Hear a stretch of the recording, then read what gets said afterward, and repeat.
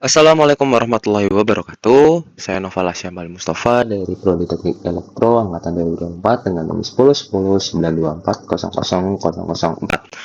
Nah, pada pembahasan kali ini saya akan membahas mengenai materi algebra linier di mana untuk pembahasan yang pertama yakni mengenai matriks dan ruang vektor. Pada matematika, khususnya algebra linier, matriks merupakan sebuah cara penulisan yang dimana dia data secara terstruktur yang dalam bentuk baris dan kolom. Matriks digunakan untuk mempermudah dan dalam penyajian dan manipulasi data numerik. Konsep matriks menjadi dasar berbagai macam aplikasi, transformasi geometri, pemodelan sistem, pemrograman komputer, dan perhitungan sistem bersamaan linier. Notasi umum matriks adalah huruf kapital seperti A, B, C, dan elemen dalamnya ditulis dengan A, I, J, yang berarti pada elemen baris ke I dan kolom ke J. Pada contoh di sini adalah matriks A dengan A11, A12, ini bisa dengan AIJ atau AIJ1, 2, gitu. Ini A21 gitu. Dengan baris ini badal baris pertama dengan unsur NT kolom ke MN, berarti baris ke M kolom ke M. Misalkan matriks A dan B adalah matriks yang berukuran sama, bisa dikatakan dengan notasi A sama dengan B. Jika A, IJ, dan BJ, IJ untuk siap IJ adalah jenis matriks. Nah, ini adalah jenis matriks yaitu pertama adalah matriks bujur sangkar atau persegi. Matriks ini memiliki jumlah baris dan kolom yang sama, misalkan 2 kali 2, 3 kali 3, 4 kali 4 yang memiliki unsur diagonal. Nah, matriks segitiga itu ada dua jenis, yaitu matriks segitiga bawah dan matriks segitiga atas. Yang dimana matriks segitiga ini seringkali ditandai dengan angka 0 yang membentuk segitiga. Nah, matriks segitiga atas berarti matriks yang tersusun di bawah unsur diagonal pada kolom bersesuaian 0, seperti ini. Nah, jadi sebuah matriks bisa disebut matriks segitiga atas itu apabila ada 3 0 di bagian bawah sebelah kiri, yang dimana terpotong diagonal membentuk segitiga atas. Begitu pula dengan matriks segitiga bawah, maka kebalikannya, nolnya pada bagian atas sebelah kanan. Selanjutnya adalah matriks diagonal, di mana matriks bujur sangkar di mana setiap unsur yang bukan merupakan unsur diagonal itu merupakan adalah angka 0. Selanjutnya adalah matriks satuan identitas, di mana matriks diagonal setiap unsur diagonalnya itu hanya angka 1. Itu bisa disebut matriks identitas. Nah, transpose matriks.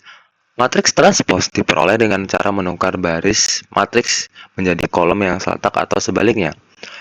Biasanya, matriks transpose ditandai dengan notasi A dengan huruf T kecil di atasnya. Contoh, ketika sebuah matriks A 2 kali 3 itu matriks A 3 kali 2 itu dengan A 2 1 3 min 2 min 1 0, maka kita transposkan itu akan menjadi A transpose itu 2 3 min 1. Jadi yang awalnya menjadi kolom menjadi baris, kemudian 1 min 2 0 menjadi baris juga, baris kedua. Jika matriks A sama dengan matriks A transpose, maka matriks A dinamakan matriks simetri. Jadi, baris dan kolomnya itu biasanya sama. Ada beberapa operasi penjumlahan yang bisa dilakukan dalam operasi matriks. Bisa penjumlahan, bisa juga perkalian, bisa juga pembagian, dan juga ada namanya itu operasi baris elementer atau OBE. Nah, pada penjumlahan matriks, dua matriks berordo yang sama dapat dijumlahkan. Nah, ini ada syaratnya. Apabila tidak sama ya, maka tidak bisa dijumlahkan. Contoh, ABC ini adalah matriks A, B, C, D, E. FGH ABCD sama EFGH. A kali E, B kali F, C kali G, D kali H. Perkalian matriks itu juga sama. Ada yang namanya perkalian matriks dengan skalar. Misalkan nih, contoh K kali P QRS. Maka K ini, skalar K ini dikalikan dengan semua nilai yang ada di dalam matriks. Nah, jadi hasilnya adalah KP, K kali P, K kali P, K kali R, K kali S. Nah, sebenarnya adalah perkalian matriks dengan matriks. Nah, perkalian matriks dengan matriks ini memiliki syarat, di mana A kali B haruslah I sama dengan M, di mana nantinya hasil perkalian AB itu berordo P kali N. Ketika B kali A haruslah N kali P, sehingga matriks B kali A berordo M kali I. Contoh, diketahui matriks A adalah A, B, C, D, E, F dengan 2 kali 3.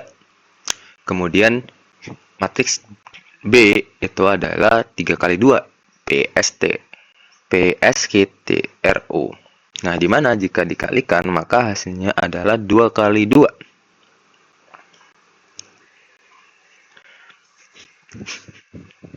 Di mana duanya yang sebelah sini itu mengikuti jumlah baris yang sebelah sini. Sedangkan yang untuk kolomnya itu mengikuti kolom yang sebelah sini. Tuh. Jadi makanya hasilnya adalah 2 kali 2 AB. AP ditambah BI ditambah CR. DP ditambah EI ditambah VR, FR. AS ditambah BT ditambah CU. DS tambah ET tambah FU. Ini adalah contoh soalnya. Oke, mungkin itu saja dari saya mengenai pembahasan matriks dan vektor dan penuhnya. Untuk selanjutnya, kita akan membahas mengenai matriks dan ruang vektor yang selanjutnya. Ada namanya itu operasi baris elementer, di mana di sini operasi baris elementer ini dibagi menjadi dua sub pokok bahasan. Operasi baris elementer yang bisa disebut dengan OBE, kemudian adalah matriks inverse. Di mana pada pengaplikasiannya matriks OBE ini itu diaplikasikan dari berbagai macam kegunaan. Itu adalah representasi image atau citra, terus kemudian channel frekuensi, operation reset, dan lain sebagainya.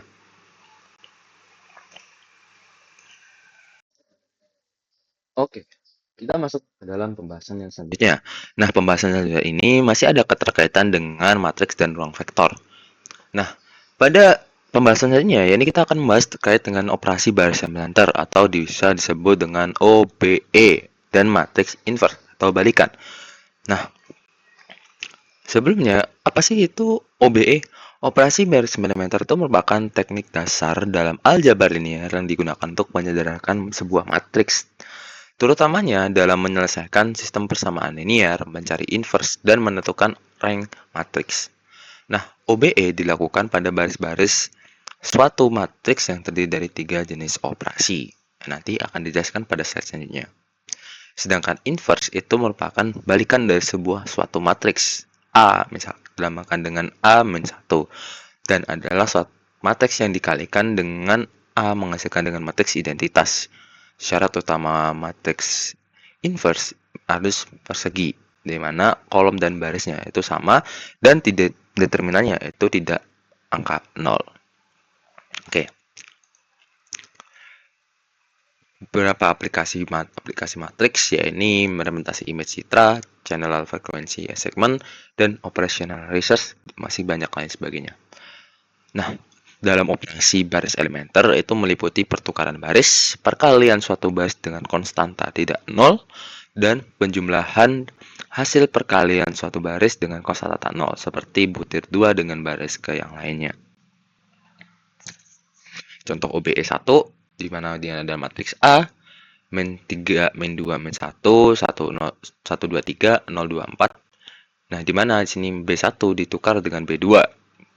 Di mana baris pertama ditukar dengan baris kedua, dan OBE yang kedua itu adalah baris ke-1 itu dibagi 1/4, di mana di awalnya jadi 4, Jadi 1 min 1, 0, min 1, dan seterusnya. Ini Anda juga dijumlahkan, di mana min 2B1 ditambah baris ketiga, di mana baris ketiga itu dijumlahkan dikalikan min 2B1, terus kemudian dijumlahkan ke baris ketiga. Di mana ini perkalian min 2 dengan B1 kemudian ditambahkan pada baris ketiga. Beberapa definisi yang perlu diketahui ketika baris pertama dan kedua dinamakan baris tak nol karena baris kedua pada kedua baris tersebut membuat unsur tak nol. Nah, baris satu pada bilangan pertama dan bilangan ketiga pada baris kedua dinamakan unsur sama tak nol pada baris masing-masing.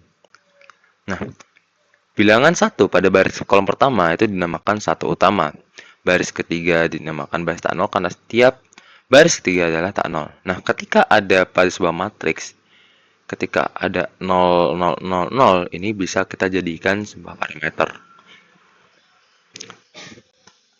Pada sifat-sifat hasil matriks OBE itu pada baris tak nol, maka unsur tak nol pertama adalah dinamakan satu utama. Pada baris yang berurutan baris lebih rendah pada mod satu utama lebih ke kanan. Pada baris yang lebih rendah memuat satu utama yang lebih ke kanan. Dan jika ada baris 0, baris yang semua, maka ia diletakkan pada baris yang paling bawah. Jadi bisa ditukar ya. Nah, pada kolom yang membuat unsur satu utama, maka unsur yang lainnya adalah 0. Matriks dikatakan Elson baris jika memenuhi sifat 1, 2, dan 3. Nah, matriks dinamakan Elson baris tereduksi itu jika dipenuhi semua sifat. Jadi apabila hanya di 1, 2, 3 itu dia hanya Elson baris jika semuanya dia adalah Elson baris tereduksi. Yang membedakan adalah pada kolom yang memuat unsur satu utama, maka unsur lainnya adalah 0.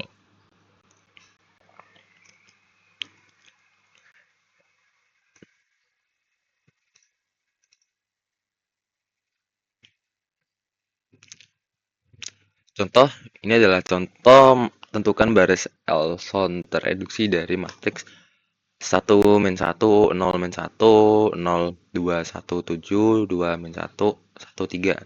Nah, ini digunakan cara OBE. Kemudian didapatkan hasilnya adalah ini. Nah, setiap baris mempunyai satu utama. Jika tidak, setiap kolom memiliki satu utama karena jumlah baris lebih sedikit dari jumlah kolom. Kolom 4 tidak memiliki satu utama. Tidak setiap kolom memiliki satu karena jumlah baris lebih sedikit daripada jumlah kolom.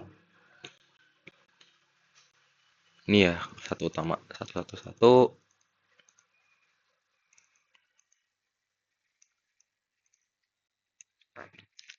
Selanjutnya adalah inverse matrix. Inverse matrix yang sudah saya jelaskan sebelumnya, misalkan matriks A adalah bujur sangkar, B dinamakan inverse dari matriks A jika dipenuhi A, B sama dengan I, atau dan B kali A sama dengan I. Sebaliknya, jika di A juga dinamakan matriks inverse I, matriks inverse dari B, notasi A itu sama dengan B min 1.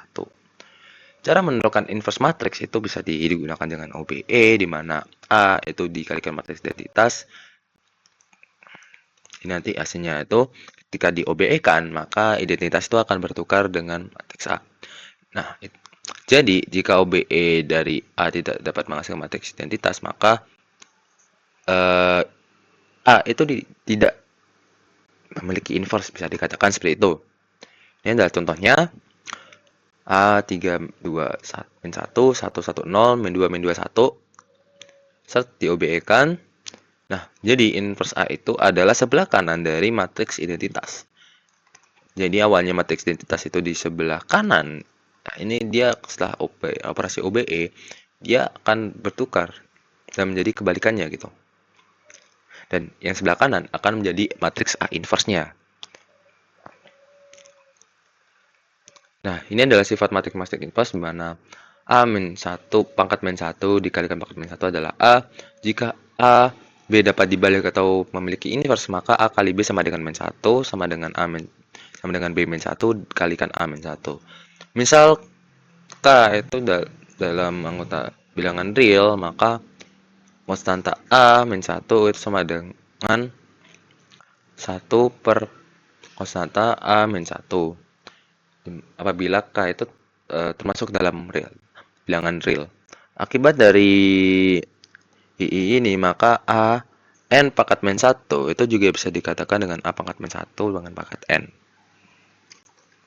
Oke, mungkin itu saja pembahasan dari OBE dan matriks inverse. Selanjutnya adalah kita akan membahas terkait dengan determinan matriks. Pada pembahasan selanjutnya, yakni pembahasan mengenai determinan matriks. Nah, pada determinan matriks sendiri, kali ini terdapat beberapa pokok bahasan yang dimana yang pertama adalah permutasi. Nah, permutasi adalah konsep determinan yang merujuk pada semua susunan ulang baris atau kolom dalam menghitung determinan suatu matriks. Misalkan pada ekspansi determinan secara umum, setiap kemungkinan susunan indeks kolom dari baris ke I diawali dengan sebuah permutasi. Untuk matriks n kali n, ada n faktorial permutasi di mana masing-masing permutasi menyumbangkan suatu suku pada penjumlahan total untuk menghitung determinan. Nah, selanjutnya adalah determinan dengan penjumlahan hasil kali elementer bertanda, dan ketiga ada determinan dengan OBE, kemudian ada determinan dengan ekspansi kofaktor. Beberapa aplikasi determinan yakni pertama solusi dalam sistem SPL, terus optimasi, terus juga model ekonomi. Nah, permutasi, definisi dan definisi determinan matriks. Permutasi merupakan susunan yang dibuat dengan memperhatikan urutan tanpa penghilangan atau pengulangan. Dalam contohnya, permutasi dari 1, 2, dan 3 itu adalah 1, 2, 3, 1, 3, 2, 2, 1, 3. Intinya, dia mengganti urutan namun tidak menghilangkan salah satu dari bilangan yang ada di dalamnya. Tuh. Inverse dalam permutasi jika bilangan yang lebih besar mendahului bilangan lebih kecil dalam urutan permutasi. Jadi, jika bilangannya lebih besar, itu mendahului yang lebih kecil dalam urutan permutasi. Jadi, misalkan 1, 2, 3, maka inverse-nya adalah 3, 2, 1. Permutasi genap, jumlah inverse adalah bilangan genap. Dengan permutasi ganjil, dia jumlah inverse-nya adalah bilangan ganjil. Contohnya, pada jumlah inverse pada 1, 2, 3, itu adalah 1, 2, 3 sama dengan 0 tambah 0 sama dengan 0, itu genap. 1, 3, 2. Jadi, jumlah inverse itu berapa sih jumlah bilangan yang dimana itu sesuai dengan syarat tersebut, dimana yang bilangan besar itu mendahului yang kecil. Nah, sini kan ada 3 dan 2. 3, angka 3 mendahului 2. Nah, sini ada 1, berarti ada 1 ganjil. Terus kemudian 2, 1, 3 itu juga 1 pada angka 2, angka ganjil. Nah, sini ada 2 mendahului 1, 3 mendahului 1, dan 1 dengan 1 itu 2. Terus kemudian 3 mendahului 1 itu adalah 2, 1. Dan 3, 2, 1 itu adalah 3. Adalah ganjil. Definisi determinan matriks. Di sini ada matriks A, di mana A itu 1, 1. Nah, di sini hasil kali elementer A itu dihasilkan dengan hasil kali N buah unsur A tanpa ada pengambilan unsur dari baris atau kolom yang sama. Di mana contohnya ini adalah matriks A, ada matriks 3 kali 3,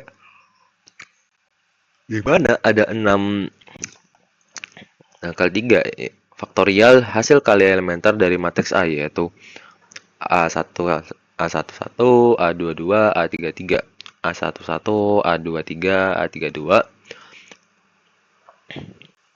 A12, A21, A33. Dan A12, A23, A23, dan A31.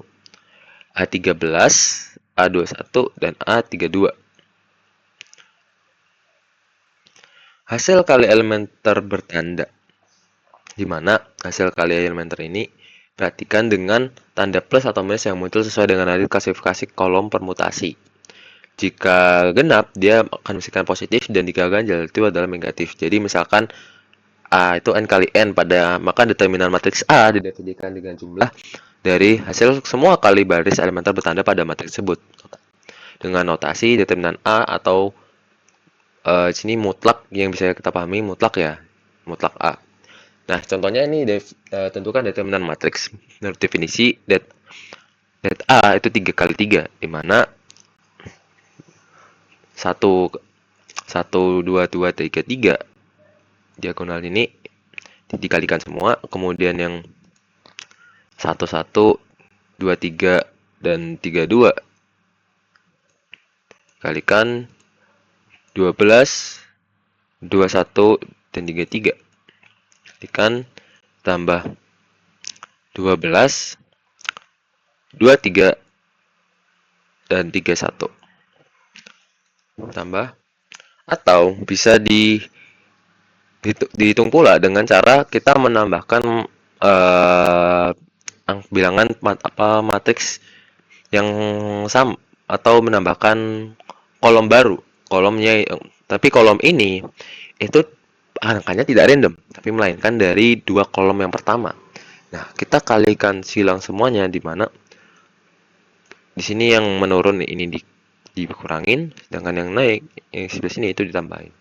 Dengan contoh, tentukan determinan matrik B 3, 2, min 1, 1, 1, 0, min 2, min 2, 1. Maka bisa dibuat perhitungan dengan seperti ini, yang bagaimana yang dihitung kalau kanan bawah itu ditambahkan, sedangkan yang ke belakang kiri bawah itu dikurangi. Yang aslinya adalah determinan B itu adalah 1. Selain itu juga menghitung sebuah determinan itu bisa juga menggunakan OBE, di mana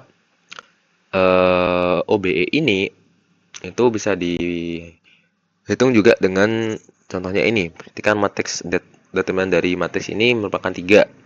Nah, sedangkan ini itu adalah perkalian dari diagonal dari matriks yaitu 1, 4, dan 6. 149 gitu. Hasil kali unsur diagonal. Nah, tuh. Selain itu juga perlu juga bisa juga dengan melakukan OBE untuk menentukan sebuah determinan. Salah satu implementasinya yaitu pada matriks yang dimana matriksnya itu bukan segitiga, bisa matriks bujur sangkar, kemudian menjadikan matriks segitiga. Salah satu pengaruh OBE pada determinan itu adalah jika matriks B berasal dari matriks A dengan hasil satu kali pertukaran matriks, maka determinan B itu sama dengan negatif determinan A. Contoh nih, 1, 2, 1, 1, min 1. Maka determinan A itu adalah 3. Min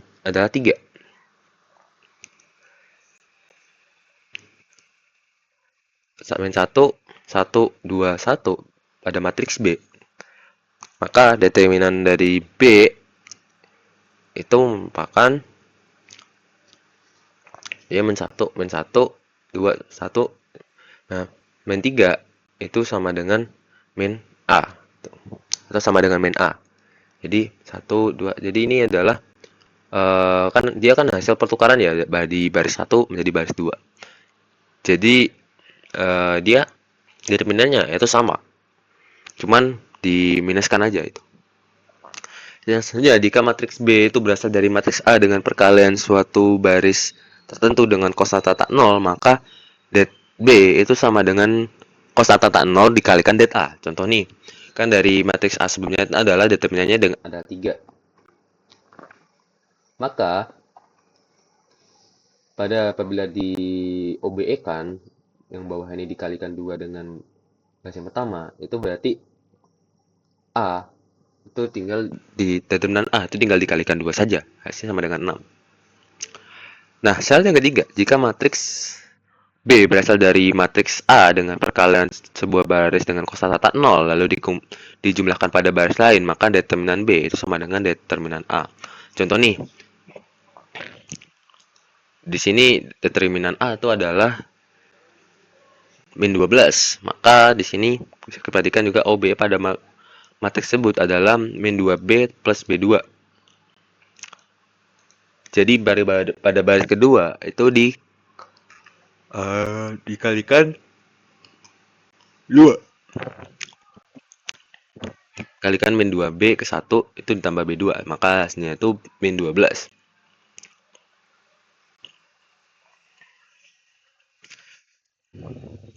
Dari matrik A dengan perkalian menggunakan 0 lalu jumlahkan pada baris lain, maka det B itu sama dengan det.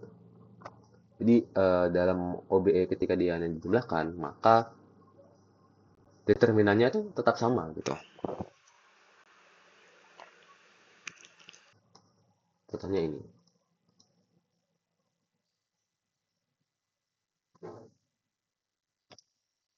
Ini adalah contoh soalnya. Oke. Mungkin saja untuk pembahasan kali ini. Selanjutnya adalah kita akan membahas terkait dengan determinan masing dengan ekspansi cost factor. Oke. Selanjutnya adalah pembahasan selanjutnya adalah pembahasan mengenai determinan matriks dengan subpokok bahasan determinan dengan ekspansi kofaktor. Nah, mode ekspansi kofaktor merupakan salah satu pendekatan yang dimana digunakan untuk menghitung determinan matriks bujur sangkar atau square matrix, di mana metode ini menggunakan minor dan kofaktor dalam setiap elemen pada baris atau kolom tertentu. Biasanya, ekspansi dilakukan pada baris atau kolom dengan elemen 0 terbanyak untuk mempermudah perhitungan. Misalkan nih, pada ekspansi kofaktor ini, MIJ itu disebut dengan minor MIJ karena yaitu determinan matriks A dengan menghilangkan baris ke I dengan kolom ke J pada matriks A. Nah, pada contoh A itu 210 121 012. Maka M13 itu M1 baris ke 1 kolom ketiga itu sama dengan 1 1 1 kan 12 12 0 1 sama dengan 1. Kemudian pada kofaktor min IJ yaitu min 1 sama dengan I plus J sama dengan MIJ. Contoh A sebenarnya tadi, maka kofaktor 12 itu min 1 1 2 I-nya itu adalah ini 1 2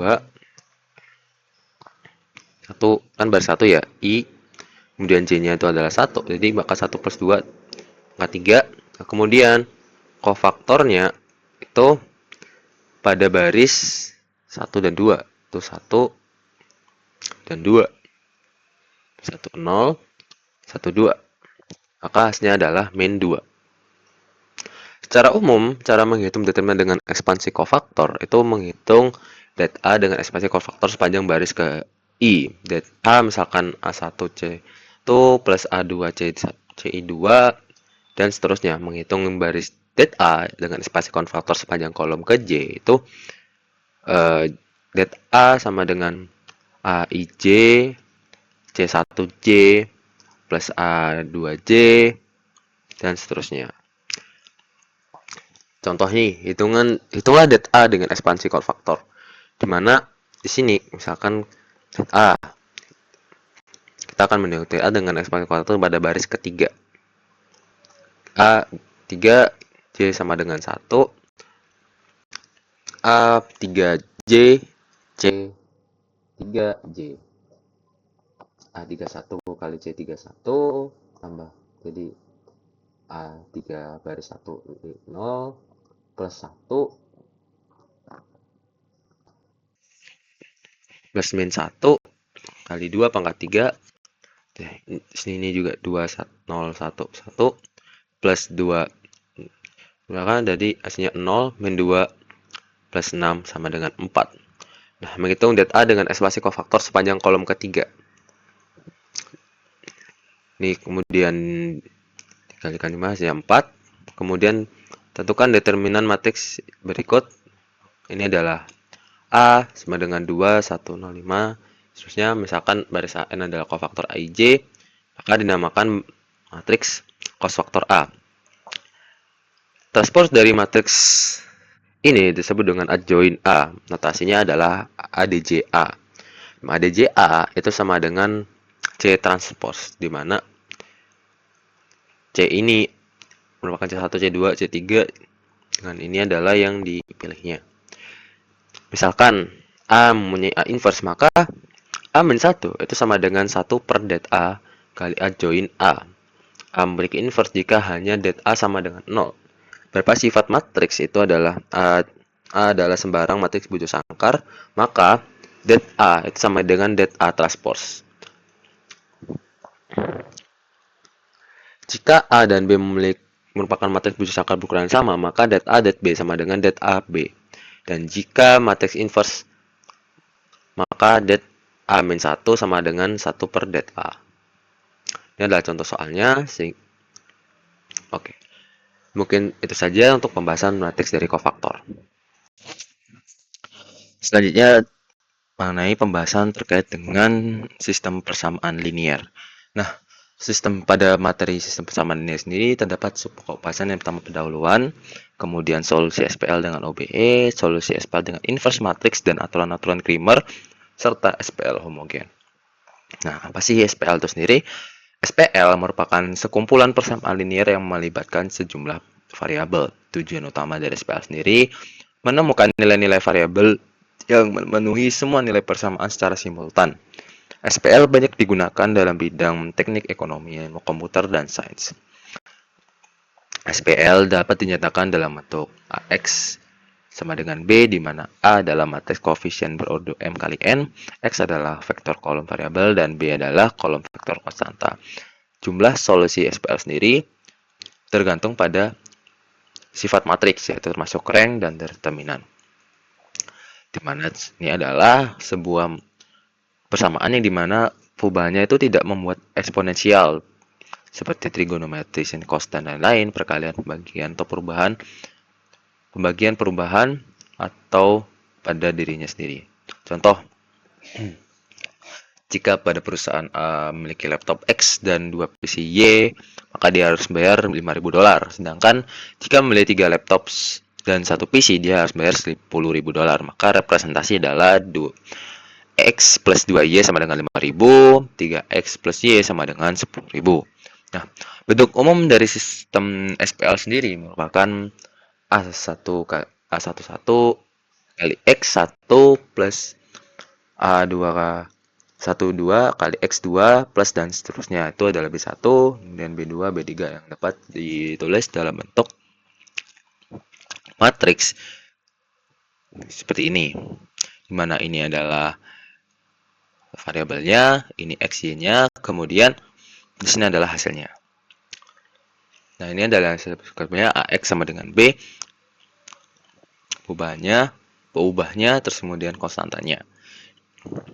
Perhatikan SPL di bawah ini dapat ditulis dalam bentuk perkalian matriks, yaitu ini, mana 1 dan 2 X, 31Y, mana 1X, 2Y, 3X, 1Y. Hasilnya adalah 5.000, 10.000. Nah, solusi dari SPL sendiri, himpunan pada bilangan real, di mana jika disubstitusikan pada sebuah SPL, dia akan memenuhi sebuah kebenaran. Jadi ketika X dan Y ini disubstitusikan, maka hasilnya akan 5.000. Nah, maka X itu sebanyak 3.000 dengan Y itu adalah 1.000, merupakan solusi SPL tersebut, dengan X 1.000 dan Y 3.000, maka dia juga akan merupakan sebuah solusi dari SPL tersebut. Nah, Di sini ada dua kemungkinan solusi SPL. Nah, sebuah solusi SPL itu memiliki tiga kemungkinan, di mana solusi tunggal, solusi tak hingga banyak, dan tidak memiliki solusi. Ilustrasi pada solusi SPL itu bisa juga disebutkan dalam diagram Cartesius atau garis Cartesius, di mana 2x2 itu adalah merupakan garis potong. Nah, dua merupakan titik potong dari dua garis tersebut, di mana tidak adanya titik potong lain selain titik tersebut. Artinya, SPL 2x min y sama dengan 2 dengan x min y sama dengan 0 itu memiliki solusi tunggal, yaitu x sama dengan 2, y sama dengan 2.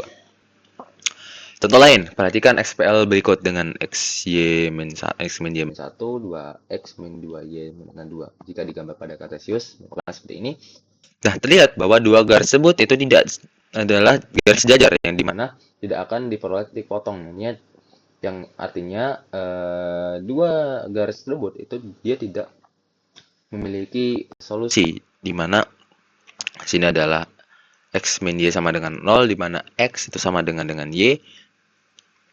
Dari persamaan yang pertama dia bisa dihasilkan x plus y, kemudian dari persamaan kedua itu x plus y min 1. SPL yang berikutnya itu merupakan diketahui juga jika kedua persamaan dikalikan setengah diperoleh dengan persamaan yang sama persis dengan yang pertama. Jika digambarkan dengan Cartesius, x min y sama dengan 0 dengan x 2y min 2y sama dengan 0. Terlihat bahwa dua garis tersebut adalah berhimpit atau istilahnya sama, sedangkan titik potong dari kedua garis tersebut adalah banyak sekali, karena setiap garis titik dari garis tersebut adalah merupakan titik potongnya, di mana SPL tersebut merupakan solusi tak hingga banyak gitu. Solusi, nah, apabila terjadi dengan case tersebut, ini kan apabila kita operasikan dengan yang lain, dia akan jawabannya adalah beda. Yang awalnya tidak memiliki solusi menjadi solusi tak hingga banyak. Maka solusi sistem persamaan SPL itu yang paling detail itu bisa dilakukan dengan cara OBE, di mana tulis SPL dalam bentuk matriks yang diperbesar, kemudian lakukan OBE menjadi matriks sampai menjadi matriks Elson baris reduksi. Contoh, tentukan matriks dengan solusi SPL yang 3x min y sama dengan 5, x plus 2y, 3y sama dengan 5. Maka matriks dari SPL itu bisa seperti ini, di mana 3 min 1 sama dengan 5. Kemudian kita OBE-kan sampai menjadi yang sebelah kiri itu adalah matriks identitas, maka yang sebelah kanan itu merupakan solusi dari SPL tersebut. Kan 10y xy sama dengan 2x2 sama dengan y1. Tuh. Inilah contohnya. Jawabannya 3 kali 3 A1 B2 C3. Inilah contoh yang lain. Nah, ini adalah sebuah case yang dimana jika kemungkinan bentuk matriks, maka diperoleh hasilnya adalah 00, yang dimana A plus C ini adalah 1, B plus C dengan milih C adalah T, maka T adalah parameter. Nah, apabila di sini kan bagian bawah ini adalah ada totalnya 00, di mana ketika kita menemukan sebuah parameter di sini 000 ini, maka kita tidak bisa melanjutkan operasi OBE, maka yang dimana ketika kita menemukan sebuah parameter,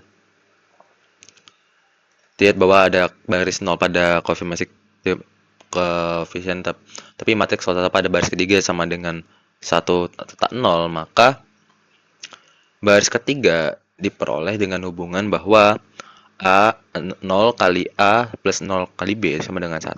Jadi tidak ada nilai A dan B yang memenuhi kesamaan ini. Jadi apabila menemukan ini dan ini tak 0, maka ini adalah matriks tersebut tidak memiliki solusi. Karena dia baris ketiga itu adalah 0, tapi dengan C ini tidak tak 0. Gitu. Diketahui SPL tersebut, maka tentukan hasil SPL. Ini dari kita diperbesar ini agar SPL memiliki solusi tunggal, maka A pangkat 2 min 16 itu tidak sama dengan 0, maka A pangkat 16 itu sama dengan kurang lebih atau positif negatif 4. SPL memiliki solusi tak bingung banyak karena di sini adalah 0 predikan baris ketiga A0Y A0Y sama dengan A pangkat 2 min 16 kali Z sama dengan A plus 14. SPL tidak memiliki solusi ketika A sama dengan min 16 sama dengan 0 dan A min 4 tidak sama dengan 0, sehingga A itu bisa positif bisa negatif 4. Jadi solusi ini memiliki tak hingga banyak. Ketika A sama dengan 0, ketika A sama dengan 0, jadi A itu sama dengan 4. Nah, solusi SPL juga bisa menggunakan dengan cara inverse, di mana AXB itu kita kalikan pada setiap ruas di atasnya dengan A-1 atau A inverse, di mana A inverse kali AX sama dengan A inverse kali B. Jika diingat sebuah matriks A memiliki inverse dan jika hanya determinan A itu tidak sama dengan 0. Tentukan contohnya ini, tentukan solusi SPL tersebut, maka kita perhatikan bahwa determinan A itu adalah 1, berarti tidak sama dengan 0. Jadi A itu memiliki inverse. Jadi kita bisa teruskan apabila A tidak memiliki inverse, maka kita tidak bisa teruskan gitu.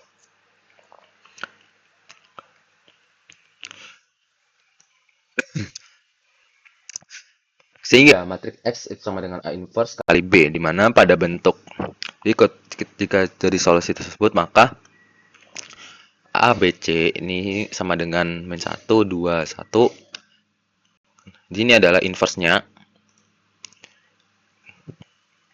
Kemudian itu dikalikan dengan B, 4, 1, 2, di mana ini adalah 4, 1, 4, 1, 7, 4 min 1, 7, dan kemudian hasilnya adalah 1, 2, dan 3. Nah, jadi 1, 2, dan 3 ini adalah solusi dari SPL tersebut. Nah,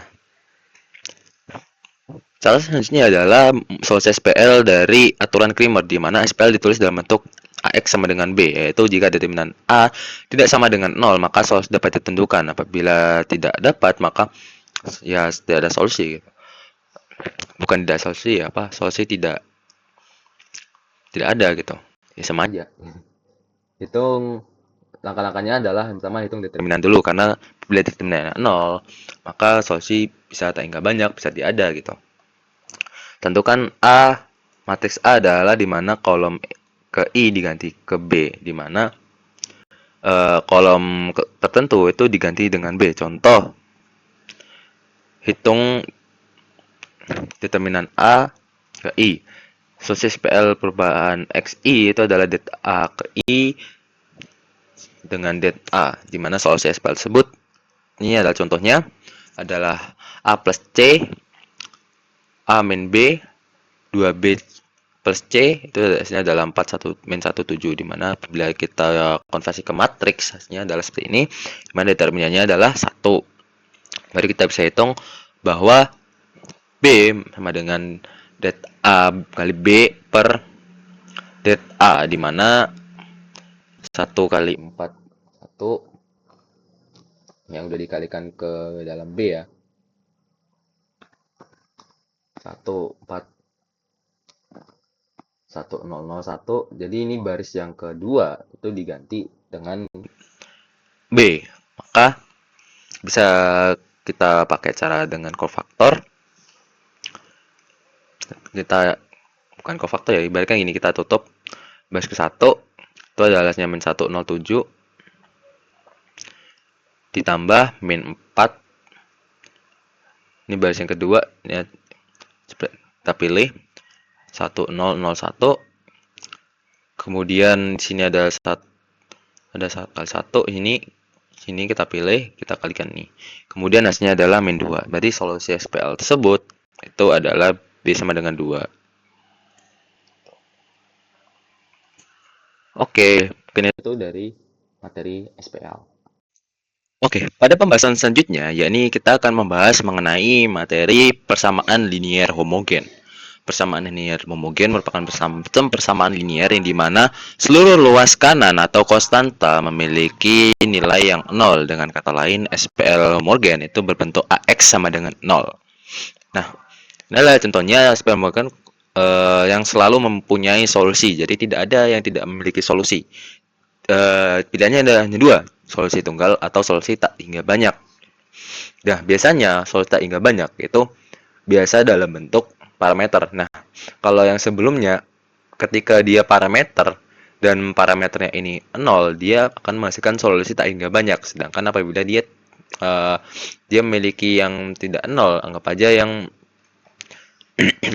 ini 1, ini 0. Nah, itu dia baru tidak memiliki solusi. Sedangkan ya apabila dia 0, itu termasuk dengan SPL homogen.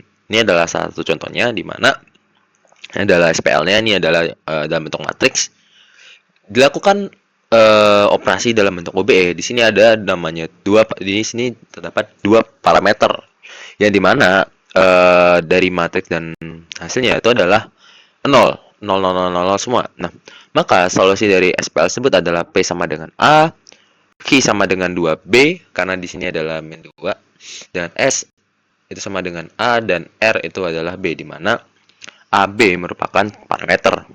Nah, contoh yang lain diketahui SPLB itu 0, 0, 0, 0, XY itu 0, maka tentukan B agar SPL memiliki solusi yang banyak dan tentukan solusi SPL tersebut. Nah, solusi dari suatu SPL homogen tak tunggal jika determinan sama dengan 0.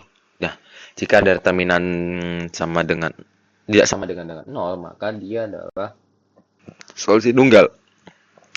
Nah, di sini ketika kita hitung determinannya B itu bisa didapat termasuk solusi karena dia B determinannya dia termasuk 0. Maka solusi ini tak hingga banyak saat B0 atau B2. Saat B0 dengan OBE maka kita langsung memasukkan angka bebas saja ya. Di sini dimasukkan adalah 0 dan 2. Jika ini 0 jika dengan OBE maka PQ adalah parameter real di mana X sama dengan P itu sama dengan 0, 1, Y sama dengan min, Q sama dengan 0, P plus 0 min 1, 1. Dimana saat B2 ketika dengan OBE kan misal karena Q adalah parameter maka hasilnya adalah 0, 1, dan 1. Oke. Nah, contoh yang selanjutnya adalah perhatikan ilustrasi 3 bahwa tunjukkan bahwa A kuadrat sama dengan B kuadrat plus C kuadrat plus 2BC cos A. Dari gambar tersebut bahwa dapat diketahui bahwa C cos beta sama dengan B cos Y. Lihat sama dengan alfa. Sedangkan C cos alfa itu sama dengan A cos Y sama dengan B. Sedangkan B cos alfa itu sama A cos B sama dengan C. Atau kalau bisa dalam bentuk matriks, ini adalah 0, 0, 0 diagonalnya. Dengan C, C, B, B, A, A. Dengan cos A, cos alfa, cos beta, cos Y. Sama dengan A, B, C. Perhatikan bahwa kita perhatikan bahwa ini dalam bentuk ini ya bisa konfaktorkan C min 1 plus 2.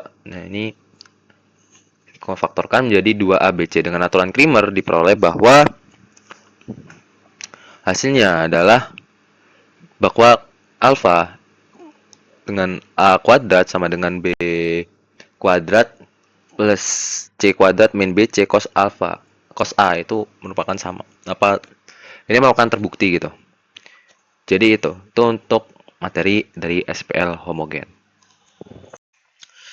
Pembahasan selanjutnya yakni mengenai vektor di ruang dan di bidang. Nah, sebelumnya kita harus mengetahui apa sih vektor itu. Nah, vektor merupakan besaran yang memiliki arah dan besar. Dalam bidang dan ruang, vektor digunakan untuk mempresentasikan posisi, kecepatan, gaya, dan arah dalam fisika serta teknik. Oke. Pada kesempatan hari ini, kita akan membahas terkait dengan notasi dan operasi vektor, perkalian titik dan proyeksi ortogonal, perkalian silang, dan aplikasinya. Notasi dan operasi vektor merupakan besaran yang punya arah. Seperti yang saya jelaskan sebelumnya, notasi vektor itu bisa direpresentasikan dengan vektor itu sama dengan itu di vektor itu dilambangkan dengan huruf, kemudian atasnya itu dikasih arah panah. Nah, vektor bisa mirip dengan matriks 1 kali 3 1 kali 2 yang memiliki satu kolom, di mana ini adalah bisa disebut dengan matriks atau vektor di bidang 2 dimensi. Nah, vektor di bidang 2 dimensi ini itu merepresentasikan yaitu dengan C1 ini I. Apabila dia panah ke atas ini namanya vektor satuan. Kedua ini J, vektor satuan. Yang ke C3 ini adalah 3. Yang sama dengan juga C1, C2, C3. Notasi panjang vektor ini dan adalah notasi panjang vektor itu adalah di sini akar C1 kuadrat, C2 kuadrat, dan C3 kuadrat. Di nama vektor satuan dengan panjang atau norm itu sama dengan 1. Operasi vektor itu meliputi penjumlahan angka vektor yang pada ruang sama, perkalian dengan skalar, perkalian dengan vektor lain. Perkalian dengan vektor lain itu bisa juga perkalian dengan dot atau hasil dari perkalian silang. Penjumlahan dalam vektor. Misalkan nih, vektor U dan V adalah vektor yang berada di ruang yang sama, maka vektor U dan plus V itu bisa didefinisikan dengan grafik sebut. Ini ada grafik U, ini grafik V, berarti ditambahkan berarti tengah-tengah U dan V. Nah, perkalian dengan vektor dengan skalar, misalkan dengan U dengan skalar K, misalkan hasilnya adalah K dengan vektor U, didefinisikan sebagai vektor yang memiliki panjang K kali panjang dengan U dengan arah. Jika K lebih besar dengan 0, maka searah dengan U. Jika K lebih kecil daripada 0, maka dia berlawanan dengan U. Contohnya seperti ini ya gambarnya. Nah, scaling. Secara analisis, kedua operasi identitas itu dapat dijelaskan dengan vektor A sama dengan A11, A2, A3, dan B itu B12, B2, B3. Adalah vektor-vektor di ruang yang sama. Ya, ini ya, ini adalah vektor yang sama, cuman dia berbeda ukuran aja gitu. Jadi, vektor A plus B itu sama dengan A1 plus B1, A2 plus B2, A3 plus B3. Ketika dikurangi juga sama, dan ketika dikali itu semuanya pasti dikalikan ya. Nah, perkalian antara kedua vektor. Perkalian kedua vektor itu ada dua, perkalian titik dan perkalian silang, perkalian dot dan perkalian cross. Hasil titik atau perkalian titik atau perkalian dot hasil merupakan operasi antara dua buah vektor pada ruang yang sama dan menghasilkan bilangan skalar. Sedangkan cross dia hasil kali yang akan menghasilkan vektor pada ruang R pangkat 3, R kubik. Misalkan nih, pada kita perkalian dot dulu ya. Vektor A dan vektor B merupakan vektor pada ruang yang sama. Hasilnya, vektor A kali B itu sama dengan A kali B cos A, di mana A adalah panjang A, B itu panjang B, dan A adalah sudut keduanya. Ilustrasi dot produk vektor A dan B. Misalkan nih, A kali B dengan A kali B itu berarti searah dengan arahnya. Tentukan hasil dari kedua vektor. Vektor A sama dengan 2i, vektor B sama dengan 2i plus 2j. Karena vektor kanatan A sama dengan 1, artinya 45 derajat. Berarti A kali B itu sama dengan 2 akar 8 kali 1 per akar 2 sama dengan 4. Tuh. Dalam aturan kosinus, A kuadrat sama dengan B kuadrat plus C kuadrat min 2BC cos A. Kita bisa perhatikan. Dan selanjutnya itu bisa ditulis juga dengan vektor A, B, cos theta sama dengan setengah kali perkalian sebut. Dan diingat bahwa A kali B sama dengan alpha beta sama dengan cos A. Nah, diperhatikan juga setiap suku itu dipastikan diperoleh hubungannya A kali B sama dengan A kali B1, A2 kali B2, dan seterusnya. Dan beberapa sifat dari hasil kali titik itu adalah A kali B sama dengan B kali A kali dalam kurung B plus C itu sama dengan A kali B plus A kali C, dan K kali A, B kali B itu sama dengan K kali A kali B, atau sebaliknya kali B juga bisa. Jadi, selanjutnya adalah proyeksi ortogonal, di mana bahwa C itu sama dengan konstanta kali B, di mana konstanta itu sama dengan A kali B per B kuadrat, di mana eh, A itu sama dengan, karena A B plus C sama dengan W plus C, sama berarti A kali B itu sama dengan W plus C kali B. Hasilnya adalah konstanta kali B kuadrat. Jadi rumus proyeksi diperoleh proyeksi A kali B per B kuadrat kali B. Selanjutnya adalah hasil perkalian silang atau kali cross, di mana sekali cross ini dia akan menghasilkan vektor. Di perkalian ini antara dua buah vektor dan akan menghasilkan vektor. Contohnya C sama dengan A kali B, di mana IJK A1 B2 A3 B1 B2 B3 gitu. Ini A1 A2 A3 B1 B2 B3, dan dipakai cara kofaktor, kemudian hasilnya nanti akan menjadi vektor. Ini adalah ilustrasinya. A kali B kali C. Ini kan ini contoh. Tentukan W sama dengan U kali V, di mana U itu 1 2 min 2, V itu adalah 301. Kita langsung masukkan. Maka hasilnya adalah 2I, 7J, dan 6K. Beberapa sifat cos produk adalah U kali V itu sama dengan 0, sedangkan V itu juga sama dengan 0. U kali V kuadrat itu sama dengan U kuadrat kali V kuadrat sama dengan dikurangi U kali V kuadrat. Diperoleh dari tiga sifat di bawah ini, maka rumusnya adalah U kali V sama dengan U kali V sin alpha. Ini adalah contohnya, dan mungkin itu saja dari saya mengenai pembahasan vektor di ruang dan bidang. Pada pembahasan selanjutnya, yakni masih mengenai ruang vektor, di mana pada pembahasan kali ini kita akan membahas mengenai ruang vektor umum, subruang, basis, dan dimensi, serta basis subruang. Ruang vektor umum merupakan himpunan dari objek yang disebut vektor, yang dapat dijumlahkan, dikalikan dengan bilangan skalar. Operasi ini harus memenuhi beberapa aksioma tertentu. Misalkan nih, nah ini, V tertutup terhadap operasi penjumlahan untuk setiap U kali V itu termasuk dengan V. Maka U plus V itu termasuk dengan V. U plus V itu sama dengan V plus U. Vektor U dalam kurung vektor V plus W sama dengan vektor U plus vektor V plus vektor W.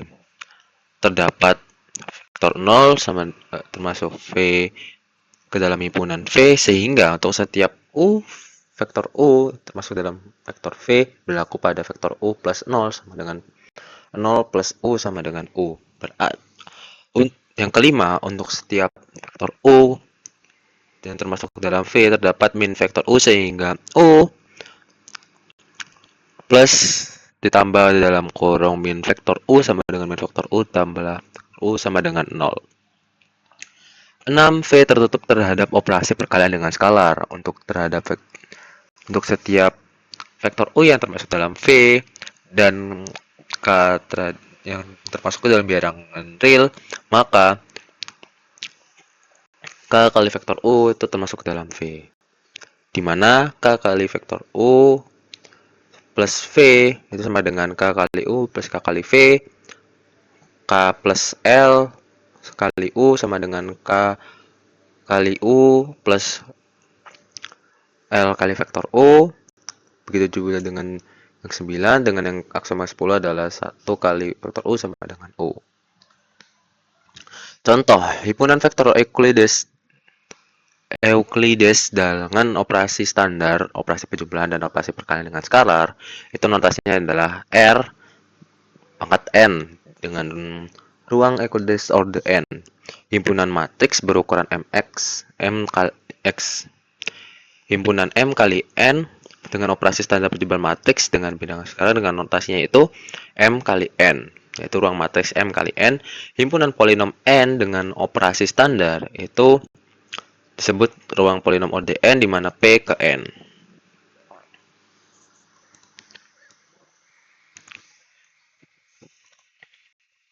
Jadi, di situ adalah semua vektor itu berdimensi N, matriks M kali M, polinom M itu berarti semua vektor berderajat N dengan fungsi kontinu yaitu JAB. Ruang vektor adalah ruang kerangka utama dalam aljabar linier yang digunakan hampir seluruh bidang fisika dan teknik.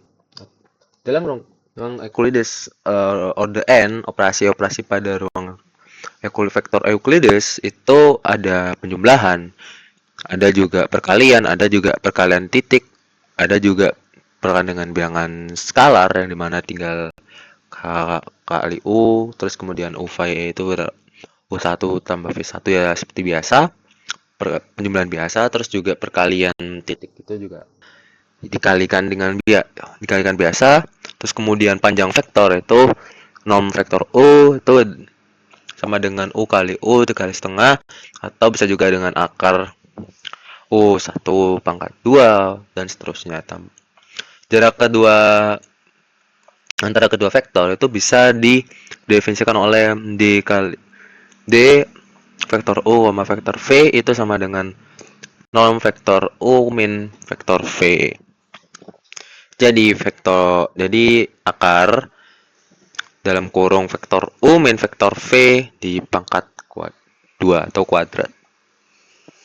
Contoh, diketahui vektor U itu 1, 1, 2, 3 dan vektor V itu 2, 2, 1, 1. Maka tentukan panjang vektor dan jarak antara kedua vektor tersebut. Nah, panjang vektor tinggal kita masukkannya ke dalam rumus, maka hasilnya adalah akar 15 vektor U dan vektor V adalah akar 10. Kemudian jarak antara kedua vektor tinggal masukkan saja rumusnya jadi akar 7. Nah, misalkan nih W merupakan subhimpunan dari sebuah vektor V. Nah, W itu bisa dinamakan subruang. Nah, subruang itu apa sih? Subruang itu adalah dari vektor V adalah himpunan bagian dari W dan juga V itu merupakan ruang terhadap operasi yang sama. Jadi agar W itu termasuk subruang dengan V, maka ada syarat-syarat yang harus di bawah ini, di mana W itu bukan dari himpunan dengan W itu subruang dengan V, dan jika U dan V itu termasuk dalam himpunan W, maka vektor U dan V itu sama dengan himpunan W, dan juga vektor U itu termasuk dalam W dan konstanta termasuk dalam bilangan real, maka konstanta itu termasuk ke dalam konstanta kali U itu termasuk ke dalam W. Tunjukkan bahwa himpunan W itu berisi semua matriks order 2 yang dimana order 2 kali 2 dimana setiap unsur diagonalnya adalah 0 dan merupakan subruang dari vektor matriks 2 kali 2. Misalkan nih O, himpunan O sama dengan 0, 0, 0, 0 termasuk dalam W, maka W itu tidak ada himpunan kosong, tidak sama dengan himpunan kosong. Jelas bahwa W itu memiliki order 2 kali 2. Ambil subruang matriks A, B itu termasuk ke dalam W. Jadi kita ambil sembarang, kita tulis saja A itu yang diagonal sini, B itu diagonalnya juga sama, dan perhatikan bahwa A plus B itu menunjukkan bahwa A plus B itu termasuk ke dalam W. Dan kemudian ambil sembarang matriks A masuk W dan konstanta real itu termasuk W, dan ini juga menunjukkan bahwa W ini seperuang dari M 2 kali 2. Periksakah himpunan D memiliki semua matriks order 2 kali 2 dengan yang determinannya adalah 0. merupakan subruang dari vektor. Jadi ambil sembarang matriks A, B itu termasuk dalam W, pilih A tidak sama dengan B, jelas maka bahwa determinan A itu sama dengan 0 dan B dan apabila B itu jelas bahwa det A itu juga sama dengan 0.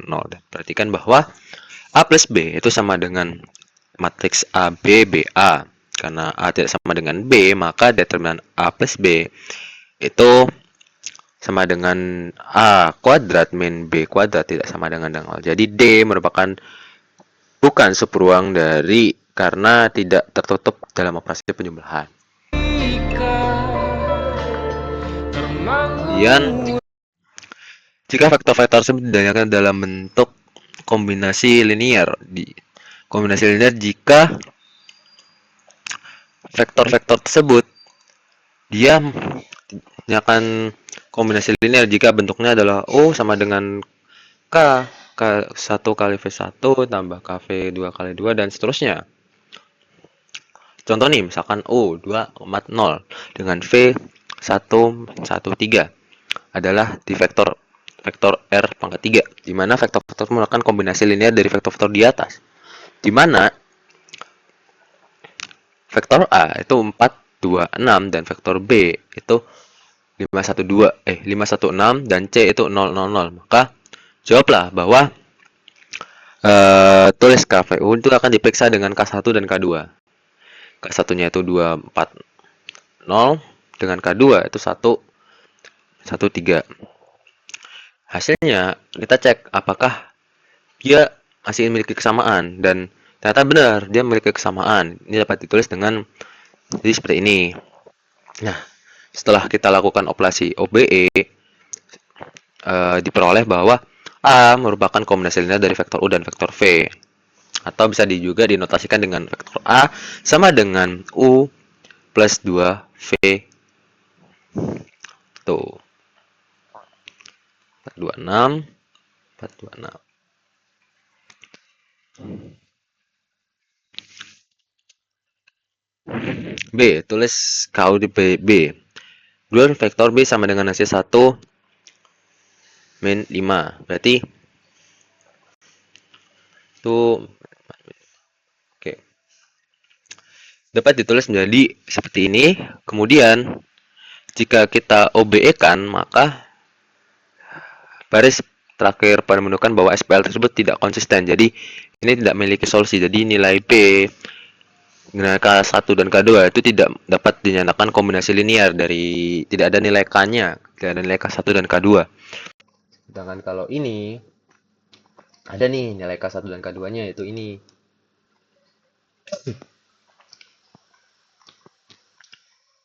Jadi yang B itu tidak dapat dinyatakan dengan kombinasi linear. Dengan yang C, dengan milik K0 dan K2 0, maka dapat ditulis dengan demikian. Artinya vektor 0 merupakan kombinasi linear dari vektor apapun. Mana ya?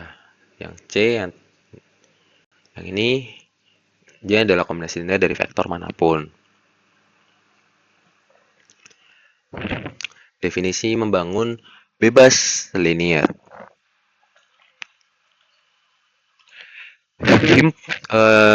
Dia tidak akan membangun bebas linear dalam suatu ruang vektor. Jadi ketika di setiap vektor V itu selalu dapat dinyatakan kombinasi linear.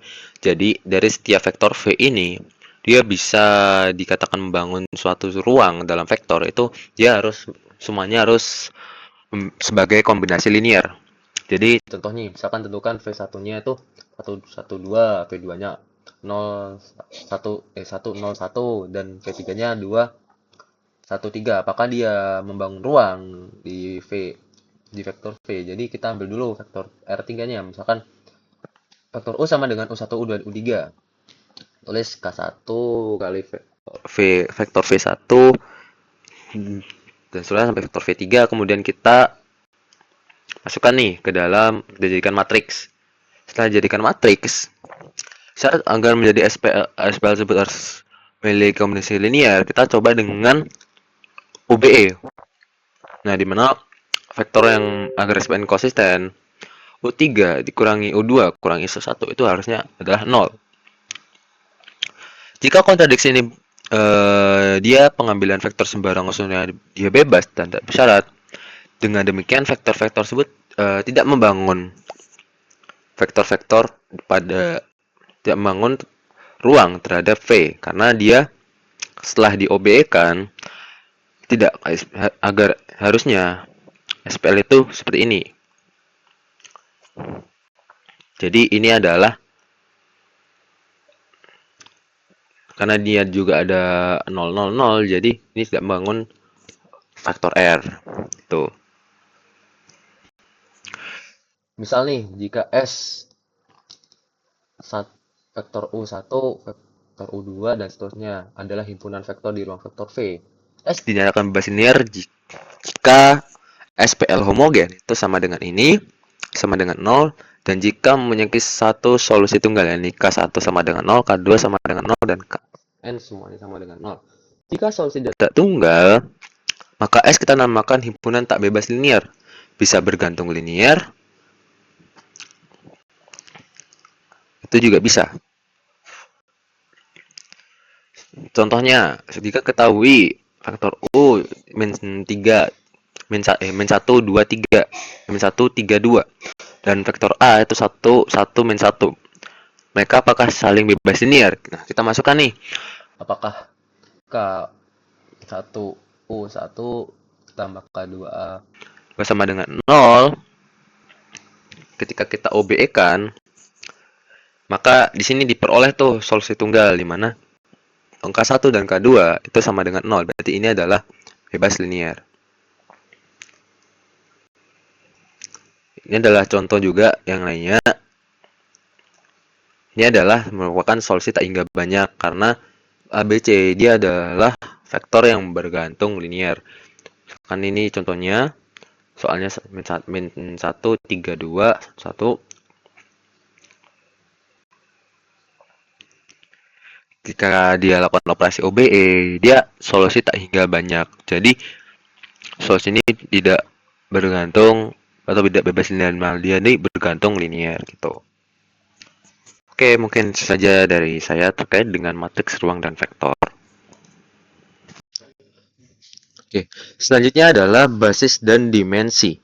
Pada pembahasan kali ini masih terkait dengan ruang vektor.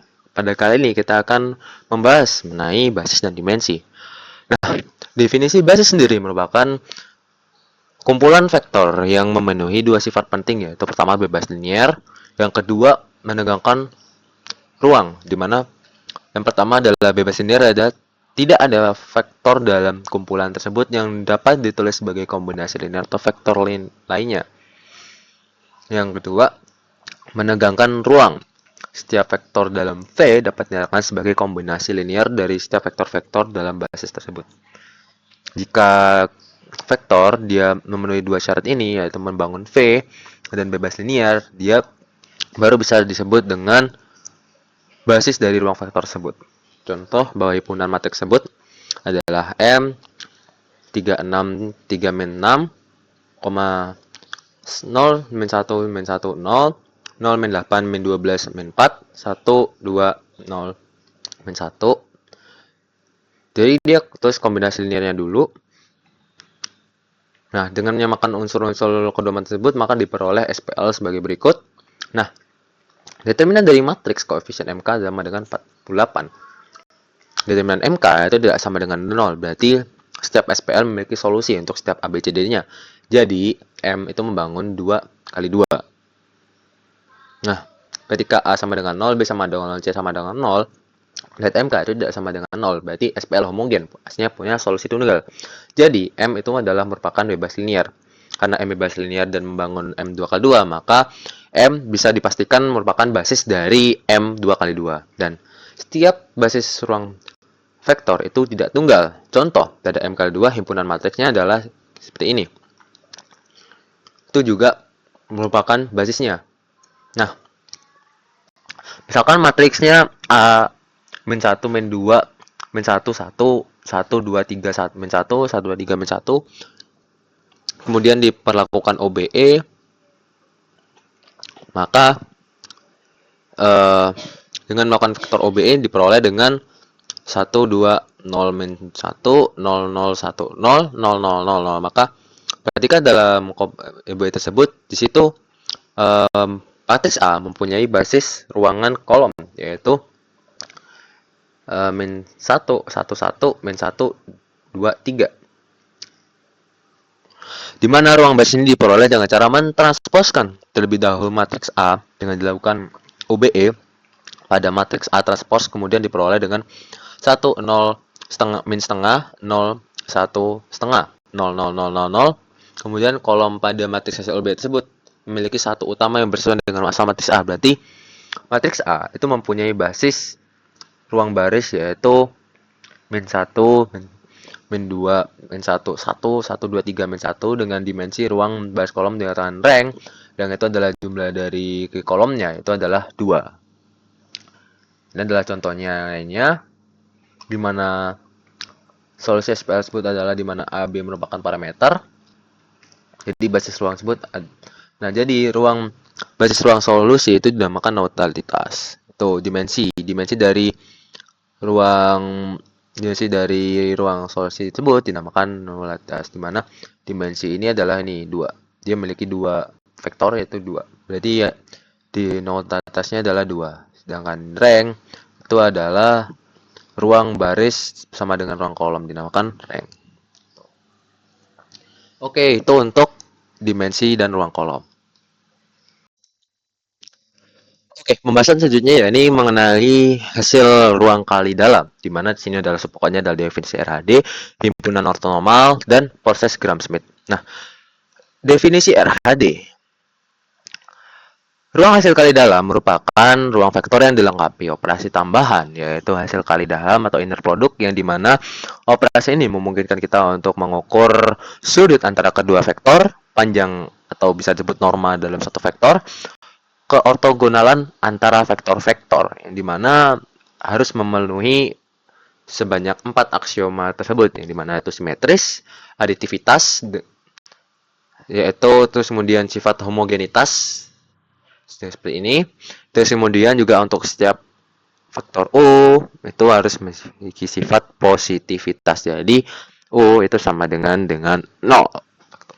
Jika merupakan salah satu ruang hasil kali dalam, maka norm atau panjang sebuah vektor U dinamakan oleh norm U, didefinisikan dengan oleh norm U sama dengan vektor U kali pangkat setengah, atau lebih besar daripada atau lebih besar atau tidak sama dengan 0. Jika tidak sama dengan 0 berarti bukan hasil kali dalam. Nah, ruang hasil kali dalam atau R pangkat N itu misalkan pangkat UN, vektor U, vektor V itu masuk dalam R ruang N pangkat N, maka dia harus lebih besar atau tidak sama dengan 0. Contoh yang kedua, misalkan dilengkapi dengan operasi hasil kali dengan rumusnya seperti ini, dibuktikan bahwa ruang hasil kali dalam. Nah, misalkan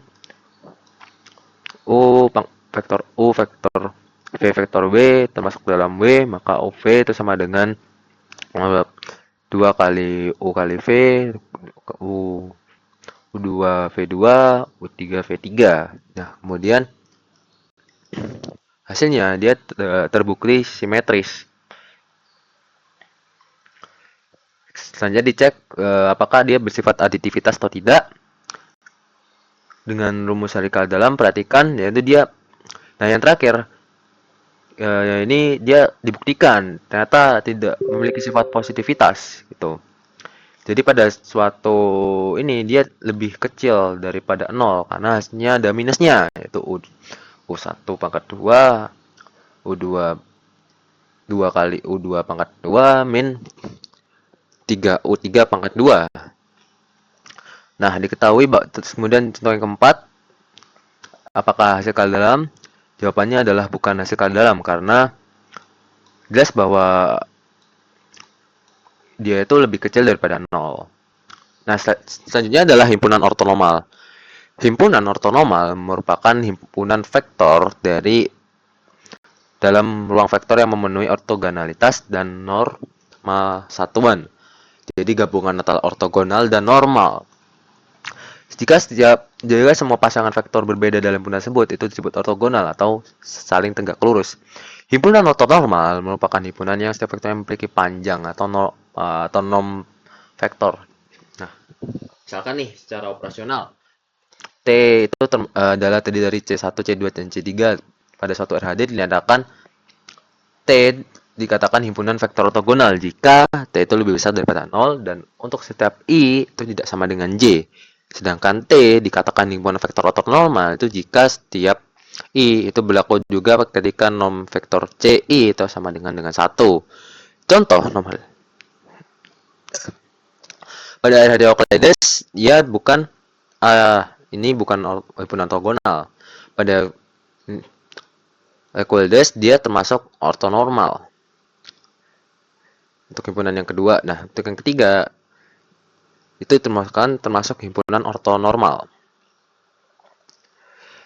Misalkan nih S adalah himpunan yang dari vektor V1, V2 dan seterusnya adalah vektor baris ortonormal untuk RHD V. Jika vektor U adalah sebarang vektor pada V, maka vektor U sama dengan K1 V1 plus K2 V2 dan perhatikan yang berlaku karena S merupakan himpunan vektor ortonormal dan V1 terdapat untuk setiap I tidak sama dengan J, maka dan V1 dan untuk vektor VI dan VI untuk itu sama dengan 1 untuk setiap I-nya. Sehingga untuk setiap I berlaku vektor U, vektor V itu sama dengan K. Kombinasi linearnya itu seperti ini. Ini adalah contohnya yang selanjutnya.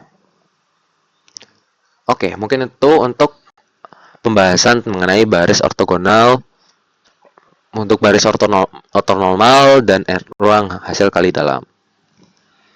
Untuk selanjutnya, kita akan membahas mengenai proses Gram-Schmidt, di mana proses Gram-Schmidt ini merupakan basis suatu ruang dari RHD.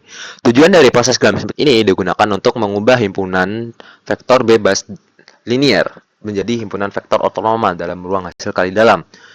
Nah, langkah yang dilakukan adalah dengan menggunakan rumus ini, V1 sama dengan C1 per nom C1. Langkah yang kedua, C2 itu dirubah menjadi W2. Ini dengan rumusnya itu ini proyeksi W1, proyeksi ortogonal C2 terhadap W1 itu adalah seperti ini, C2 W2 kali W1 per norm W1. Nah, vektor ini adalah vektor satuan searah yaitu Phi1. Langkah ketiga itu adalah seperti ini, dia membentuk garis ruang kali dalam 3 dimensi dengan vektornya itu tegak lurus dari bidang. Nah, ini adalah contoh ketujuh. B merupakan basis pada RHD Euclides di R pangkat 3, di mana transformasikan basis tersebut menjadi basis ortonormal. Dijawablah penggerakan angka yang sama, maka hasilnya adalah ini V2 itu sama dengan min 2 per 6, 1 per 6, dan 1 per akar 6, dan 1 per akar 6.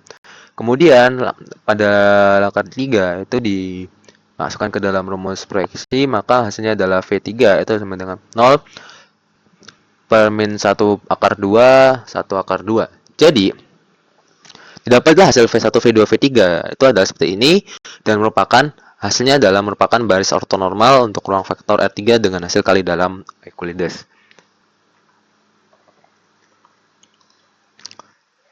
Nah, contoh yang ke-8 juga sama.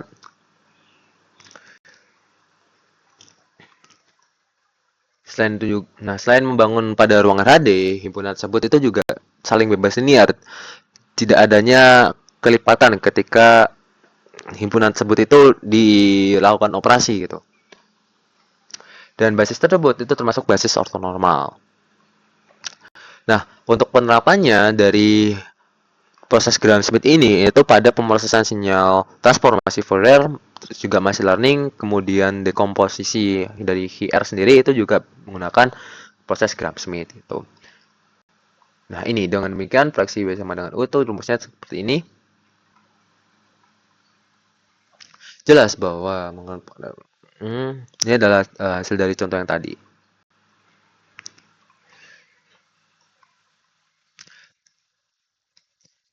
dari soal tersebut, hasil bagi normalnya adalah ini. Oke, itu sampai sini aja untuk proses Gram-Schmidt. Untuk selanjutnya yaitu transformasi, akan bahas kembali dengan transformasi linear.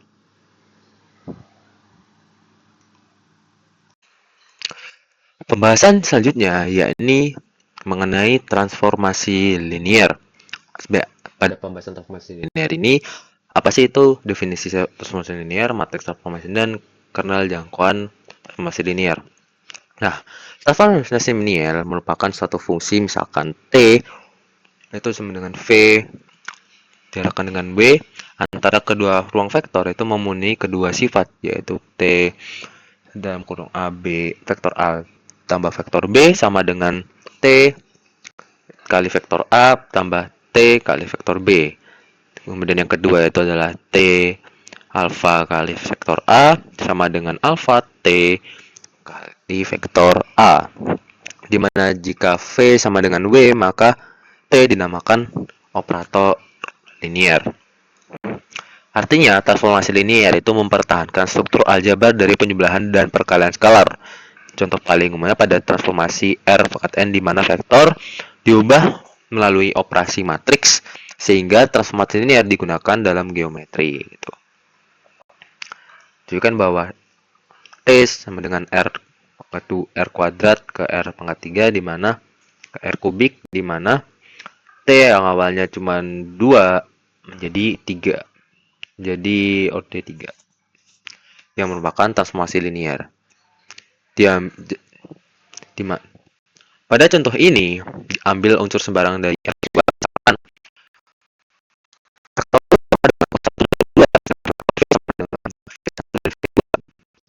akan ditunjukkan bahwa T sama vektor U tambah vektor V, kemudian T vektor U tambah T vektor V. Pada T vektor U kali V, yang dalam rumusnya seperti ini, berdasarkan rumus tersebut dibukti bahwa T kali vektor U plus V itu sama dengan T kali U tambah T kali vektor V.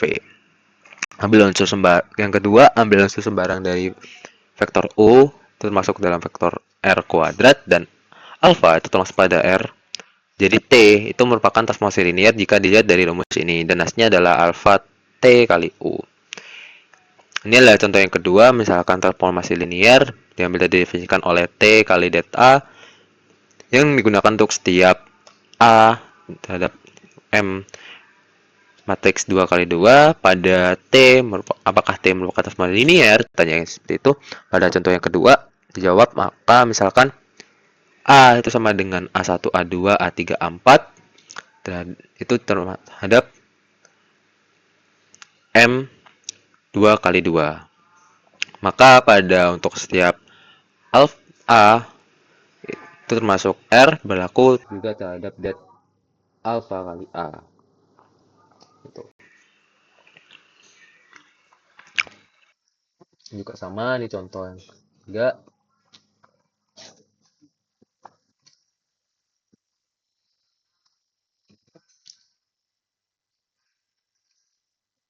Suatu transformasi linear T itu dapat dipastikan juga dalam bentuk T kali U sama dengan A kali U untuk setiap vektor U terhadap V dinamakan matriks transformasi dari A, ini dinamakan transformasi matriks dari T. Inilah contohnya.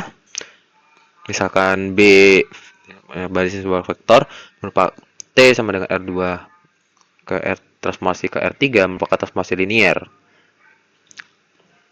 Di mana basis bagi V ia memiliki inverse. Ini adalah contohnya menggunakan OBE juga bisa dapatkan transformasi linear yang dimana ini dikalikan ini menjadi ini.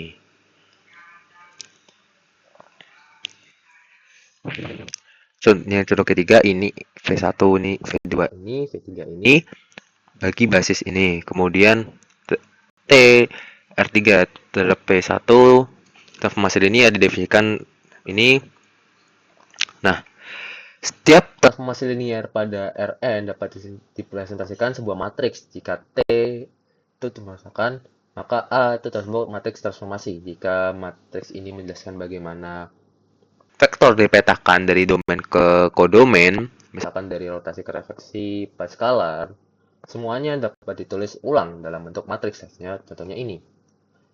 Untuk mencari matriks transformasi, cukup diketahui bahwa transformasi bekerja pada basis standar. Matriks A dibentuk dengan menyusun hasil transformasi terhadap basis sebagai kolom-kolom matriks.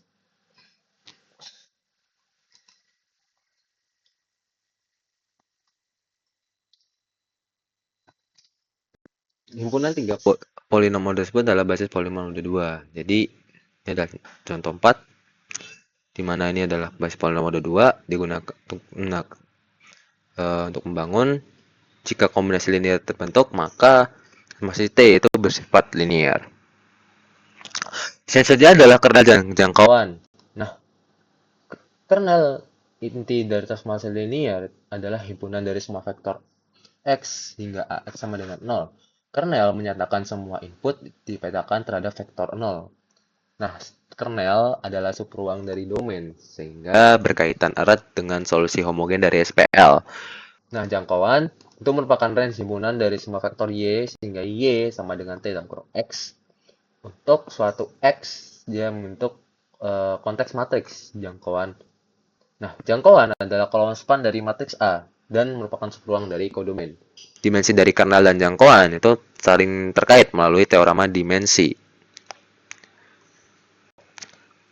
Misalkan nih, T merupakan transformasi linear semua unsur W dipetakan ke vektor 0.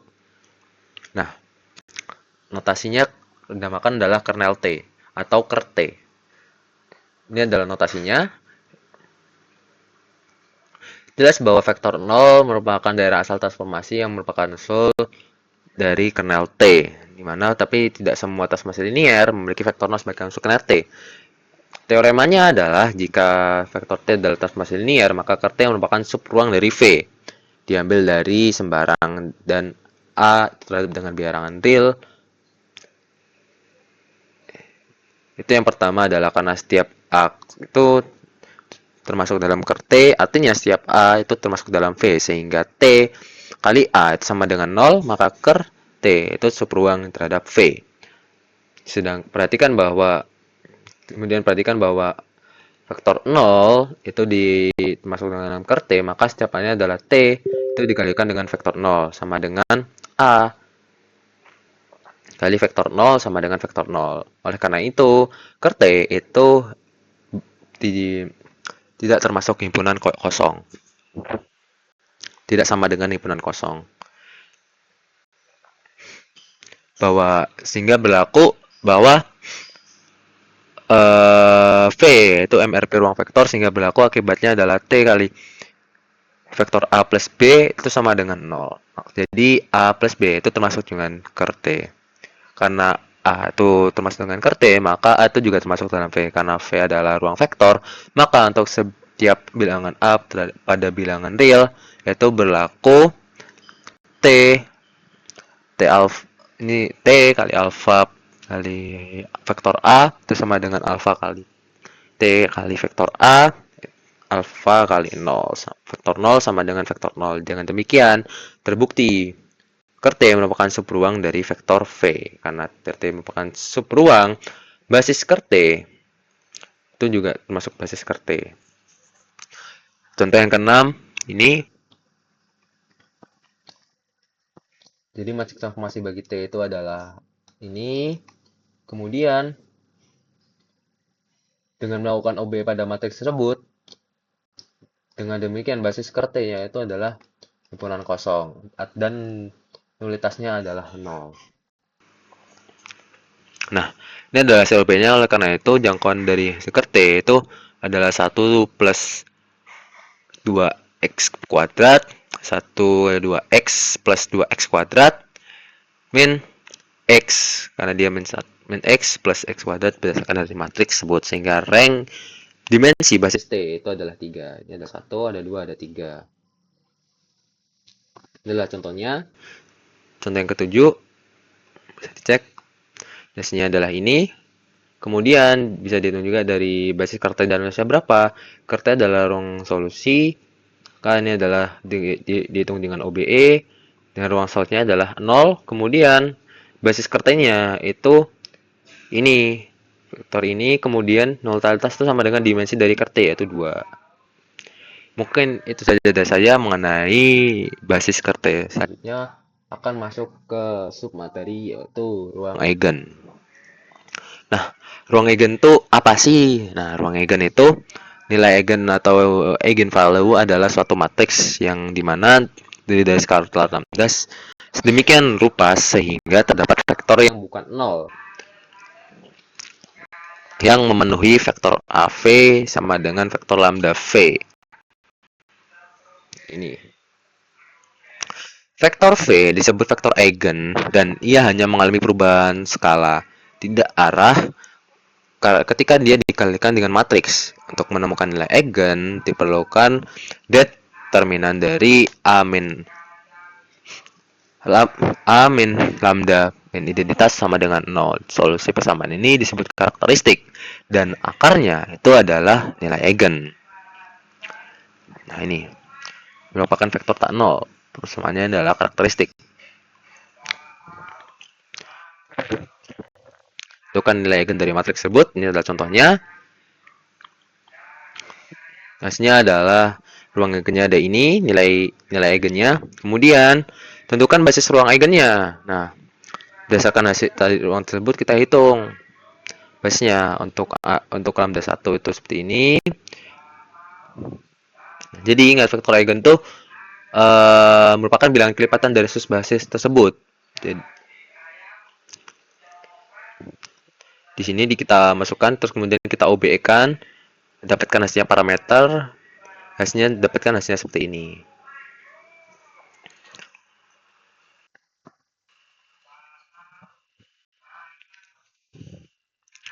Ini untuk lambda 4 juga seperti ini tuh. Jadi untuk basis ruang eigennya itu persoalan adalah 4. Lambda 4 itu adalah ini. Nah, selanjutnya kita akan bahas mengenai diagonalisasi. Diagonalisasi sebuah matriks dikatakan diagonalisasi jika matriks itu invertible P dan matriks diagonal D itu sedemikian rupa sehingga A itu sama dengan PDP inverse. Ini berarti kita dapat menggunakan bentuk matriks dan menyederhanakan menjadi bentuk diagonal yang lebih mudah dihitung dan dianalisis. Matriks diagonal D membuat nilai eigen dari A dan kolom-kolom P adalah vektor eigen yang sesuai. Syarat-syarat dari diagonalisasi itu adalah matriks mempunyai cukup vektor eigen yang bebas linier untuk memenuhi untuk memenuhi bentuk dari basis R n. Secara matematis, jika A memiliki n, nilai eigen adalah distin atau tidak sama, maka pasti dapat didiagonalisasi. Jika nilai eigen tidak memiliki geometrik, maka masih bisa didiagonalisasi dengan langkah-langkahnya, yaitu kita bisa temukan nilai eigen dari A dengan menyelesaikan dengan rumus yang sebelumnya, yaitu D kali A min lambda kali identitas sama dengan 0. Maka untuk setiap eigennya itu dapat dicari diagonalisasinya. Jika terdapat n terdapat vektor eigen itu bebas linear. Bentukkan matriks P dengan bentuk D itu dari nilai-nilai eigen. Ini dengan cara OBE, di mana T itu ada parameternya tak 0. Jadi vektor eigen itu bersama dengan lambda itu sama dengan 1. Jadi matriks yang mendiagonalkan A itu adalah P-nya, ini matriksnya ini, yang dihasilkan adalah ini. Tapi matriks yang dibentuk diagonal yang terbentuk adalah ini.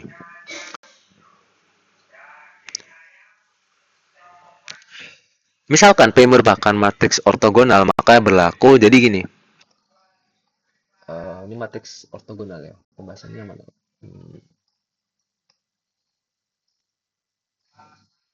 Oke. Nah, ini misalkan P merupakan matriks ortogonal, maka berlaku jika matriks A adalah simetris, maka tidak hanya dapat dia didiagonalisasi, tapi juga didiagonalisasi secara ortogonal, yaitu A, PDP tetap T. Nah, keuntungan dari ortogonal itu stabil secara numerik dan sering dimunculkan dalam aplikasi dalam seharian ya, fisika, grafik komputer, dan statistika. Nah, dalam contohnya ini, B n kali n itu adalah matriks ortogonal, di mana vektor-vektor dari baris B ini membentuk himpunan ortonormal pada R n dalam Euclides. Nah, vektor-vektor kolom dari B itu juga membentuk himpunan ortonormal dalam RHD. Jadi nggak cuma vektor baris saja, vektor kolomnya juga. Nah, ini adalah contohnya matriks dari ortogonal, di mana A itu adalah 1 per akar 2, 1 per akar 2, min 1 akar per 2, dan 1 per akar 2. Dan dapat dilihat bahwa setiap vektor merupakan vektor satuan, yang dimana HKD antar vektor tersebut adalah 0.